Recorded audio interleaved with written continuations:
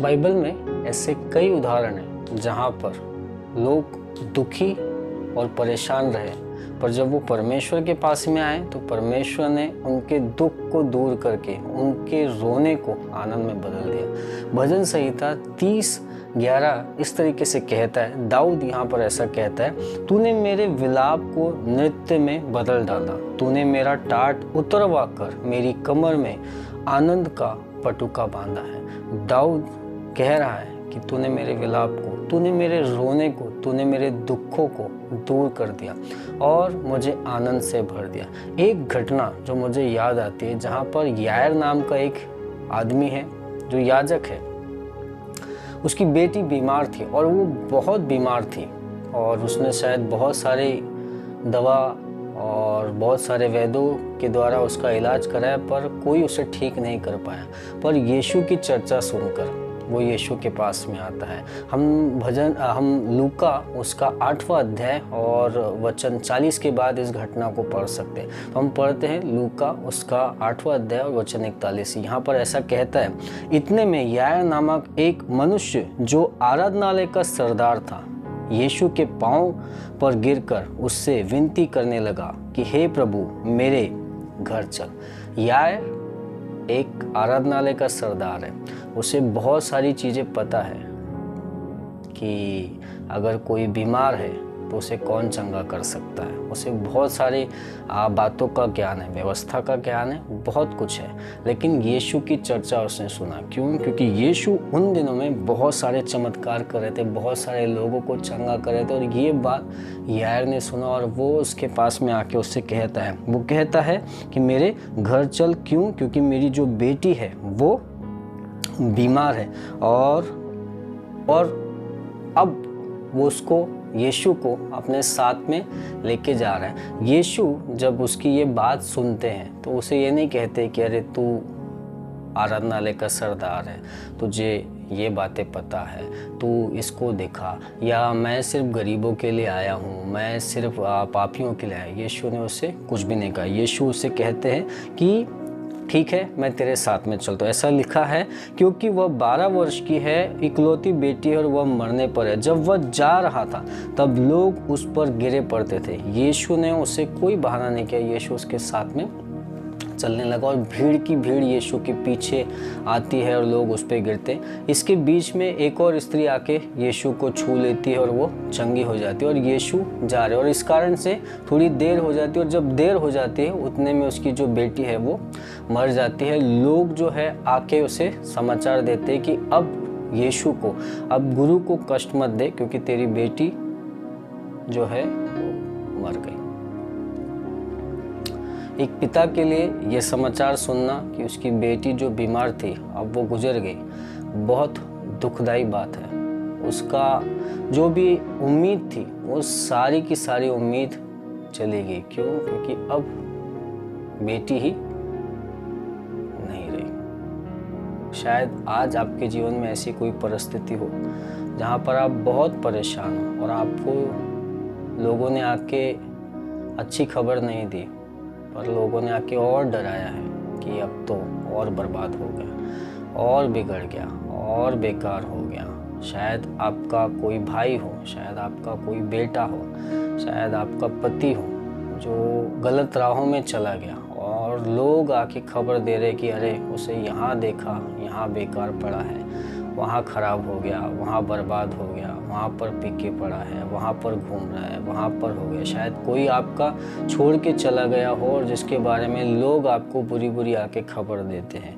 ऐसे ही यायर को भी बुरी खबर दी और बहुत ज़्यादा परेशान। लेकिन बाइबल बताती है, यीशु ने उससे कहा, जब हम वचन को पढ़ते हैं यहाँ पर लिखा है, लूका 8:50 में लिखा है, यीशु ने यह सुनकर उसे उत्तर दिया, मत डर, केवल विश्वास रख तो वह बच जाएगी।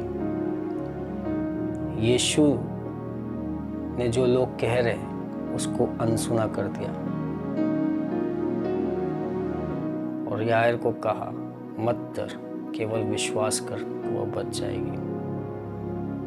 और आगे लिखा है, घर में आकर उसने पतरस, यूहन्ना और याकूब और लड़की के माता पिता को छोड़ अन्य किसी को अपने साथ भीतर आने न दिया। सब उसके लिए रो पीट रहे थे, परंतु उसने कहा, रो मत, वह मरी नहीं है परंतु सो रही है। वे यह जानकर कि वह मर गई है उसकी हंसी करने लगे, परंतु उसने उसका हाथ पकड़ा और पुकार कर कहा, हे लड़की, उठ। तब उसके प्राण लौट आए और वह तुरंत उठ बैठी। फिर उसने आज्ञा दी कि उसे कुछ खाने को दो। उसके माता पिता चकित हुए, परंतु उसने उन्हें चिताया कि यह जो हुआ है किसी से ना कहना। लोगों ने रोने पीटने का, चिल्लाने का काम शुरू कर दिया था, और जब यीशु उन्हें कुछ कह रहे थे तो वो यीशु की हंसी करने लगे, क्योंकि उन्हें ऐसा लगा कि वो मर गई है और ये क्या कह रहा है। पर मैं आपको बताना चाहता हूँ, यीशु मसीह आपके रोने को आनंद में बदल सकता है। एक पिता के लिए, उसकी माता के लिए बहुत दुख की बात है कि उनका बेटा, उनकी बेटी गुजर गई है। लोग, बहुत सारे लोग, जब मेजॉरिटी में लोग जमा होते हैं और एक ही बात कहते हैं, मर गई मर गई मर गई, तो शायद आपको और हमको भी यही विश्वास होता है कि बहुत सारे लोग आपके किसी बच्चे के लिए, आपकी किसी बेटी के लिए, आपके पति के लिए, आपकी पत्नी के लिए बार बार ये कहते हैं कि अब तो बर्बाद होगी बर्बाद होगी बर्बाद होगी, सब बिगड़ गया, सब खत्म हो गया, सब चला गया। और शायद वो बात सुन सुन के आप और मैं भी यकीन करने लग जाते हैं कि हाँ अब तो हो गई, क्योंकि बहुत सारे लोग कह रहे हैं। मैं आपको बताना चाहता हूँ, ये बहुत सारे लोग जो कह रहे हैं उस पर नहीं, पर यीशु जो कहता है मत डर, केवल विश्वास रख, उस पर अगर आप और मैं विश्वास करेंगे, उसकी बातों पर ध्यान देंगे, तो बड़े बड़े चमत्कार आपके और मेरे जीवन में होंगे। हर एक मरा हुआ जिंदा हो जाएगा, हर मुर्दा चीज़ में जान आ जाएगी, हर एक वो चीज़ जो बर्बाद हो गई, लोग कह रहे हैं कि बर्बाद होगी, बिगड़ गई, कभी नहीं बनेगी। मैं आपको बताना चाहता हूँ, लोगों की बातों पे नहीं, परंतु परमेश्वर की बातों पे जब हम यकीन करेंगे तो परमेश्वर हमारे जीवन को बदल देंगे। यीशु ने यार से कहा, मत डर, केवल विश्वास कर।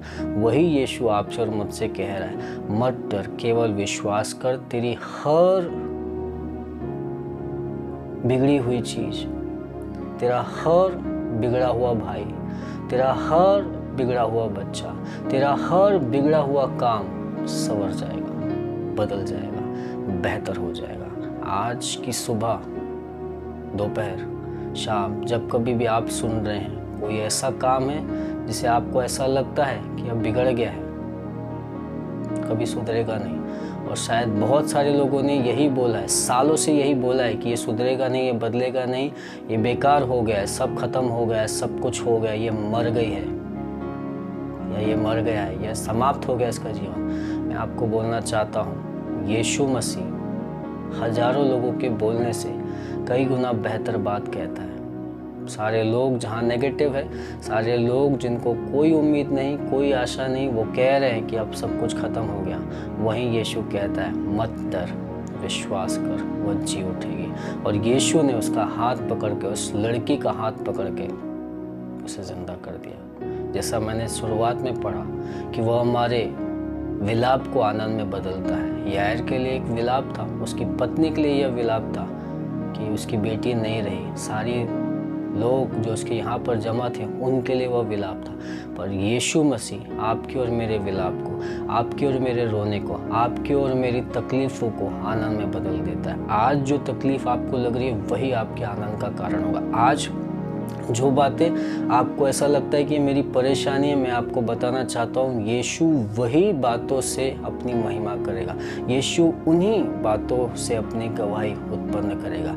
आज जो चीज़ आपको ऐसा लगता है कि ख़त्म हो गई, परमेश्वर उसी चीज़ को उत्पन्न करेगा और आप और मैं खड़े होकर गवाही देंगे कैसे परमेश्वर ने जीवन में काम किया।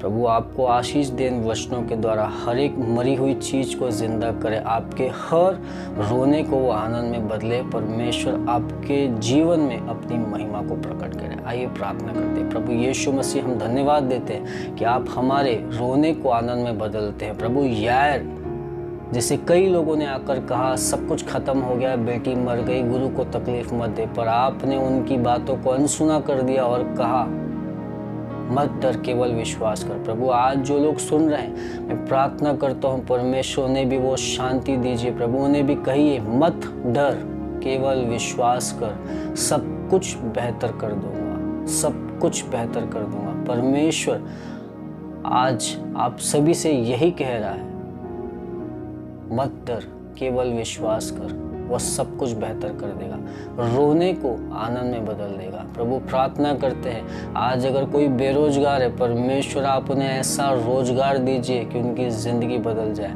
आज अगर कोई दुखी है, उदास है, निराश है, परमेश्वर मैं प्रार्थना करता हूँ उनके दुख को, निराशा को आप बदल दीजिए। प्रभु दुख को खुशी में और निराशा को आशा में बदल दीजिए। हर एक उदास व्यक्ति परमेश्वर आप में आशा पाए, यार के समान प्रभु उनके जीवन में बड़ा चमत्कार कर दीजिए। हर एक मरी हुई चीज को जिंदा कर दीजिए। हर एक वो बात जिसके बारे में उन्होंने उम्मीद छोड़ दी, आज प्रार्थना करते हैं आप फिर से उस बात को जीवित कर दीजिए, उन कार्यों को जीवित कर दीजिए, उन रुके हुए कामों को प्रभु फिर से शुरू कर दीजिए। हर एक मरी हुई चीज में आप जान डाल दीजिए। प्रभु आपकी महिमा सभी के द्वारा होने दीजिए। ये प्रार्थना प्रभु यीशु के नाम से करते हैं, आमीन, आमीन, आमीन। प्रभु आपको बहुत आशीष दे।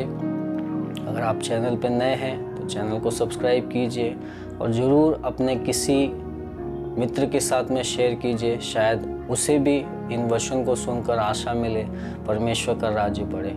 अगर आप यीशु को पहली बार जान रहे हैं, पहली बार इस संदेश को सुना है, तो मैं आपको बताना चाहता हूँ यीशु मसीह आपसे प्यार करते हैं और वो आपके लिए इस दुनिया में उद्धारक बनकर आए हैं। आप और भी यीशु के बारे में जान सकते हैं। इस चैनल में और वीडियो है जो देखकर आप यीशु के बारे में गहराई से जान सकते हैं। प्रभु आपको आशीष दे। Thank you, God bless you.